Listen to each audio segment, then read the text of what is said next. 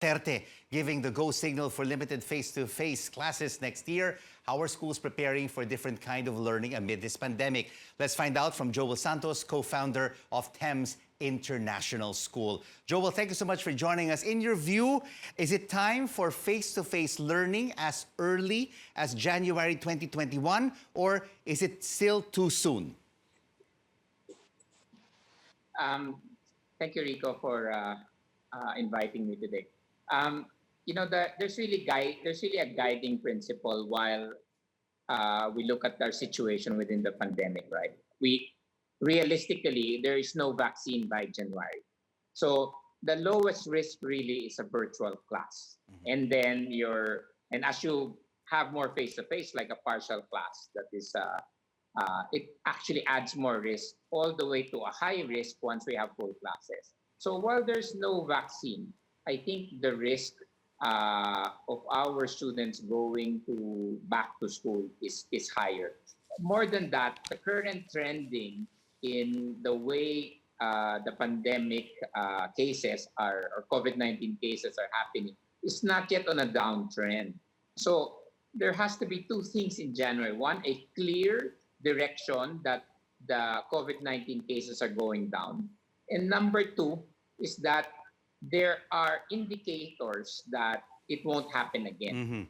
Because even if it goes down now, that could just be temporary, and then we could have another resurgence. So there's still a long ways to go. A lot of things can happen from now until January 2021.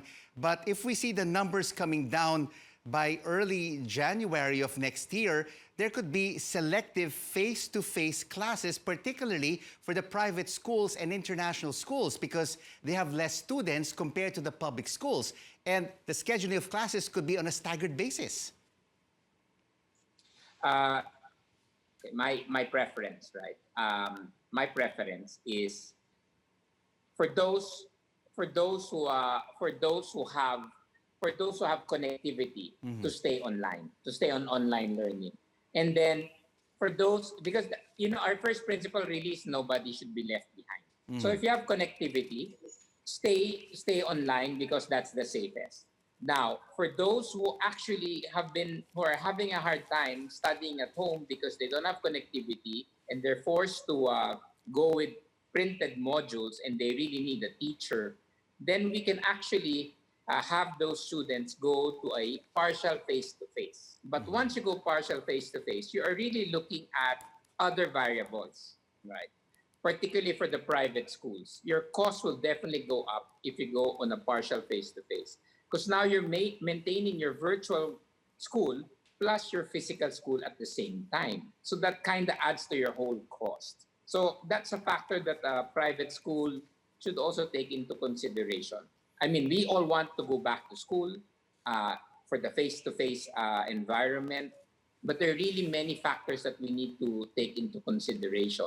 And of course, face-to-face can be more effective with students facing the teacher rather than a student talking to a teacher and interacting with them over Zoom.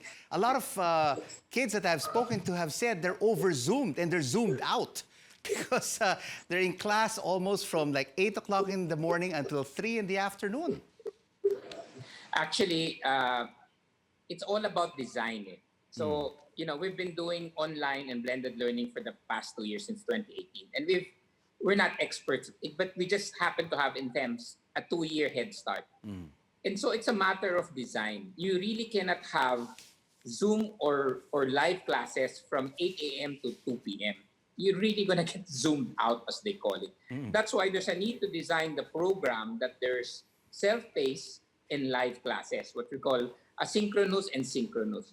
So that design has to be put in the actual delivery and implementation. So for us, we do that because you need to balance the face-to-face and the live streaming versus the asynchronous, which is the self-paced. And I have to share, right, when we first moved to 100% online, the students got stressed. They got stressed with the issue that there's a pandemic happening. Now all of their subjects had to be online. It was a new environment. All of these variables, all at the same time, was actually difficult for the students. So that's also something we need to take into consideration. So the design of the delivery of online learning, plus how we support our students in terms of mental well-being during this pandemic is Right. actually critical. A lot of variables indeed to consider ahead of the January 2021 plan for face-to-face classes. Thank you so much for joining us on The Final Word.